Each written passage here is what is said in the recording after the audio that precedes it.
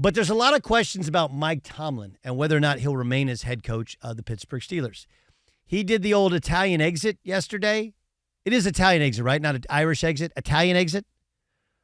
Italian exit is when you're at a party and you don't want to say goodbye, so you just kind of quietly out the back door. Nobody sees it. It's Italian exit, isn't it? No, that's the Irish goodbye. That's the Irish goodbye? Yeah. What's the Italian exit? I don't think I've ever heard of an Italian exit before. You go around and you shoot everybody, right? The Italian goodbye. You kiss them on the cheek and you say, Fredo, I know it was you, right? All right, so the Irish exit. Are we sure on that, Jay Stu? Do you know? I think you're making something up. I think the Italian exit is when somebody asks you a question directly to your face, you ignore it and walk out the door. Because the Irish exit is from what I'm getting is you go out the back door without saying anything. Yeah. Nobody knows you're gone. But this was a pretty loud exit for not saying anything. Can you Google what Italian exit is real quick and see if it even comes up? Because what you're saying makes it an Italian exit, not an Irish exit. Irish exit is you don't even show up for the press conference. You're just like, you're on the bus, you're gone, you're in Cancun. I think Italian exit is some sort of cocktail. Italian Job, pretty good film, still stands up for the most part. Still stands up. Do we have an Italian exit? All right, we'll get to that in a second. The big thing is, okay, and this goes hand in hand with what I said yesterday, that the Dallas Cowboys should absolutely hire Bill Belichick. It's easy, right? There's nothing wrong with the Cowboys outside of when they play in big games or in championship or in playoff games, they're not good enough. That guy is prepared his team for, and with lesser talent, done more with defense. What's the downfall of the Patriots?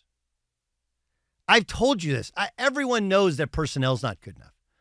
Is that because of who they've drafted? Sure, somewhat. But it's also because they've never really drafted in the top 10 organically. They've never been terrible until this year. He always finds a way to win games. So with that in mind, okay, it's reasonable to think that their talent wasn't going to be as good as some of these other teams who have bottomed out.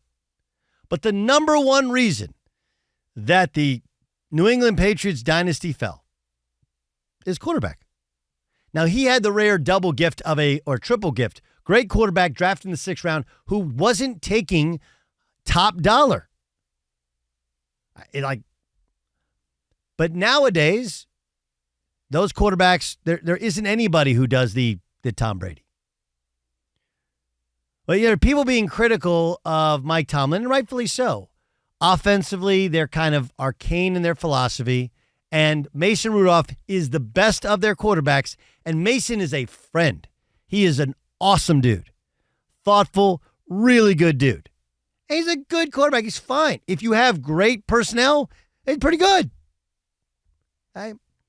Last night, they played against the Buffalo Bills. And we could go position by position.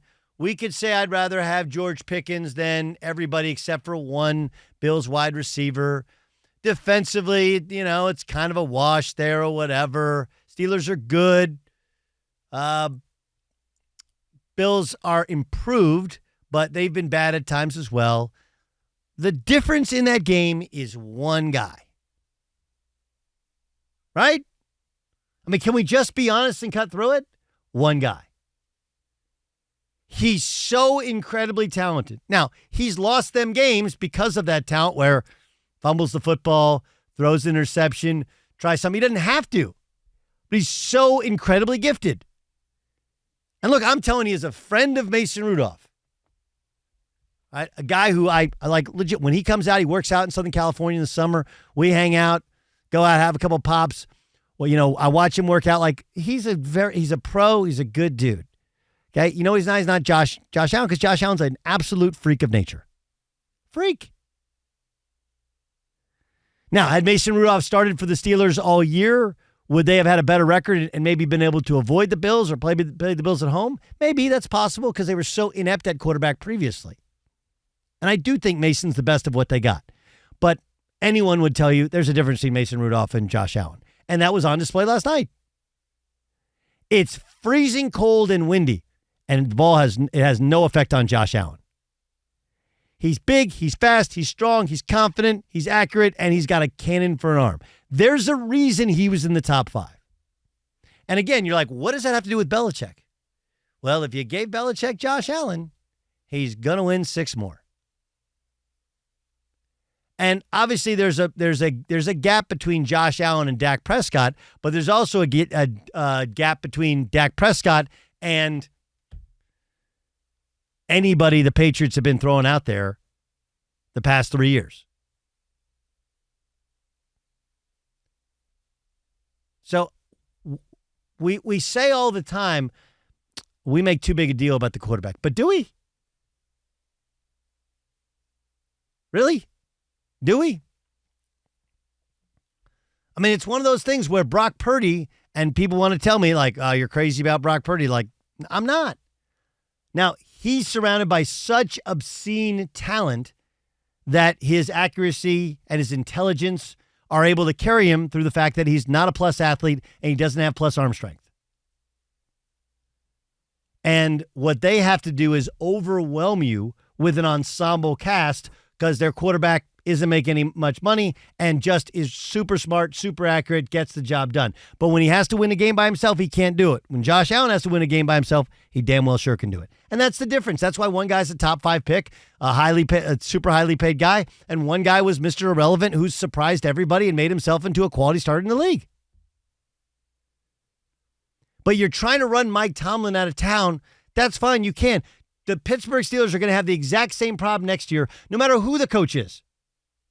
You know what the problem is? They don't have Josh Allen. They don't have Aaron Rodgers. They don't have Josh Allen. They don't have, you name it, of those top guys. They don't have Pat Mahomes. Pat Mahomes' wide receiving core is awful. Awful. Bottom 10 in the league. Right? They've dropped a bunch, and they're not special. And Mahomes is partially to blame for it because he and Chris Jones and Kelsey, they took a bunch of money. The defense is good. It's young. A bunch of resources in the defense. The offense, they're like, Pat Mahomes will figure it out. And you know what? It's super ugly, but you know what they can do? Still figure it out. They're still playing. Do you know why? They have Pat Mahomes and you don't. I wish it was much more, well, it's about schemes and yeah, all that stuff matters. But no one's ever done it without dudes. Ever. Right?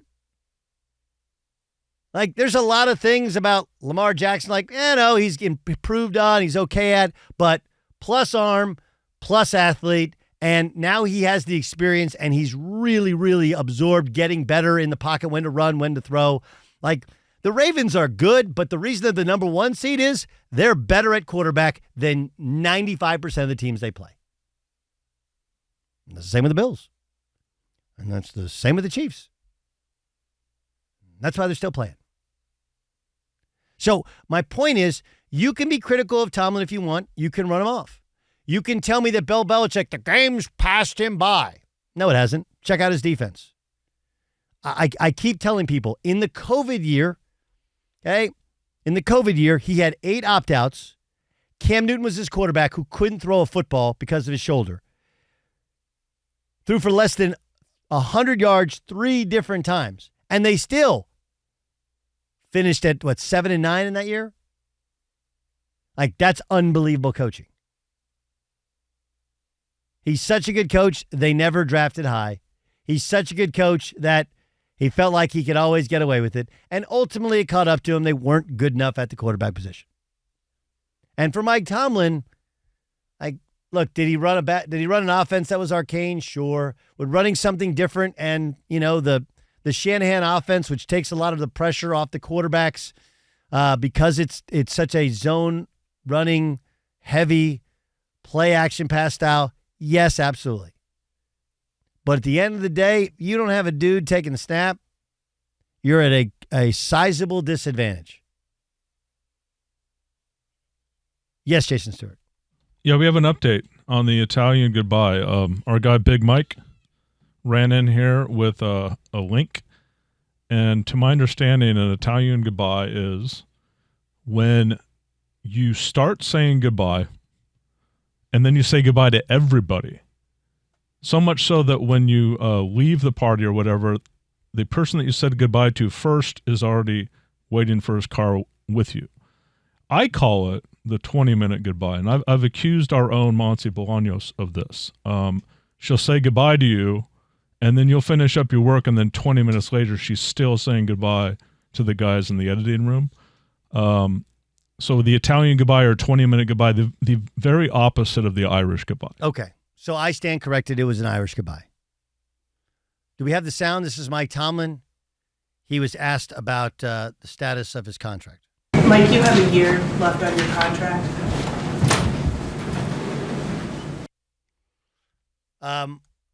I'll be critical of Tomlin only in this. There's a couple of setup questions that you can walk him into. It's pretty bold to just ask a guy about his contract. Again, and I don't know the context of other questions that were asked in the postgame.